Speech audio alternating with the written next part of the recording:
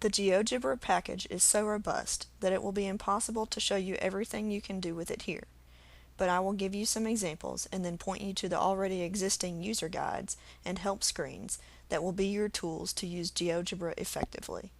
Imagine that GeoGebra is like your graphing calculator, which you spent a long time learning the features of.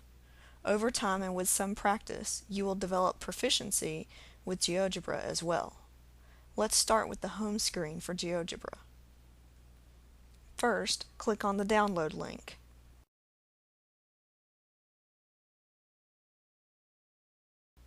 Then you can test out the software by using the applet option.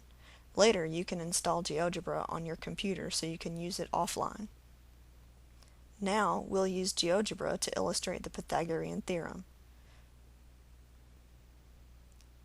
First, use the input bar at the bottom of the screen to put points on the axes using the commands a equals parentheses 0, 0, b equals parentheses 3, 0, and c equals parentheses 0, 6. It's important to use capital letters to represent points in GeoGebra. Now select the Polygon tool, which is the fifth menu button at the top. Click on the points A, B, and C in order, then go back and click on the first point to close the triangle. You'll see in the equation bar on the left that you have a new polygon whose area is given, and the three side lengths named A, B, and C. Next, we'll put squares on each side of the triangle using the regular polygon tool. After you select the regular polygon tool, which is on the fifth menu button under the tiny arrow, click the points C and B, then select 4 vertices for a square. Next, select points B and A in that order, then select 4 vertices for the next square. Finally, select points A and C with 4 vertices for the last square. When you're done putting squares on each side, you'll see several items in the equation column on the left side of the screen. Select the Move tool, which is the first menu button. Then drag either point B or C along the axis. Watch the values in the equation column change as you move the points. You will notice that the areas of polygons 3 and 4 always add up to the area of polygon 2. You can also see that the area of polygon 2 is the square of the length of side A. Similarly, the area of polygon 3 is the square of the length of side C.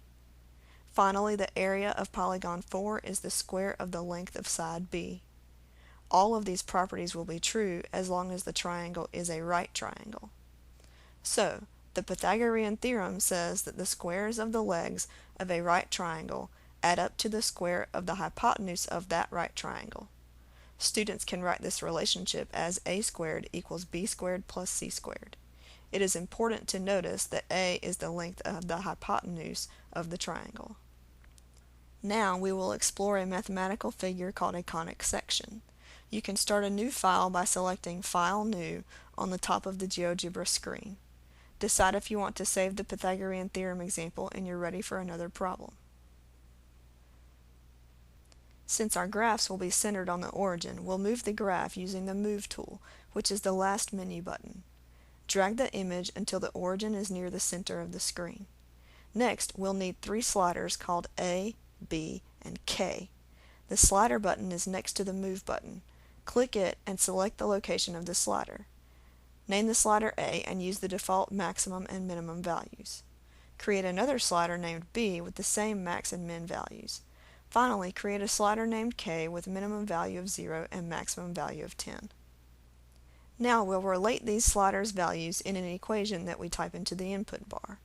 We want to type ax squared plus by squared equals k, but we have to include a few special details.